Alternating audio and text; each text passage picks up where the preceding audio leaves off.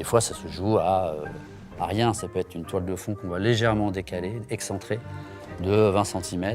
Et là, on s'aperçoit on gagne de la profondeur et tout le décor se révèle en fait. Est-ce que tu peux, s'il te plaît, Demis, appuyer l'intercourt, s'il te plaît? Ici, c'est de la vieille machinerie.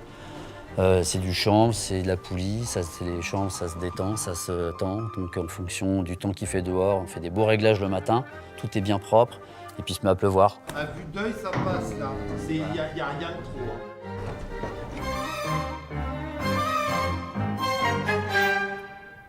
Et du coup, là, le chanvre se rétracte, et de beaucoup.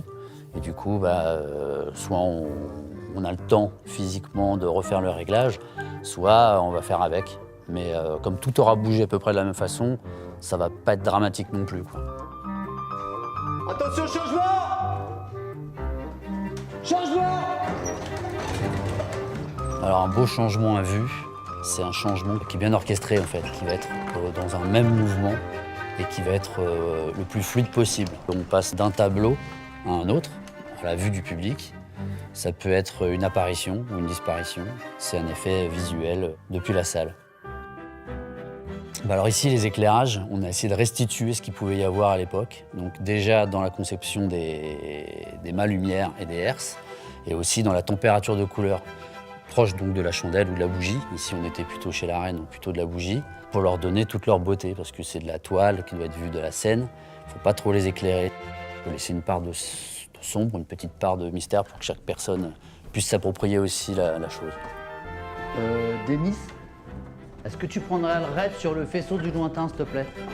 Et sur le faisceau qu'elle a à la face, si tu pouvais nous redonner un peu de nom. Toi, c'est l'interjardin, si tu veux.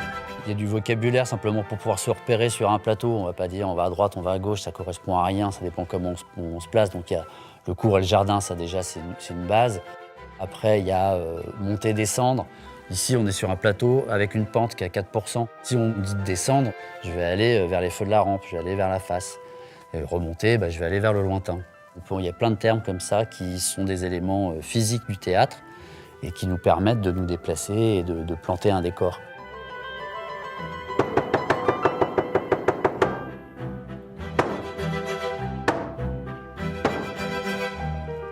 Et puis à la fin, voilà, quand on a un joli tableau, qu'on est bien éclairé et qu'on se met en salle et qu'il y a le théâtre et le décor, voilà, il est majestueux, quoi. C'est hyper beau. Ça, c'est un grand plaisir.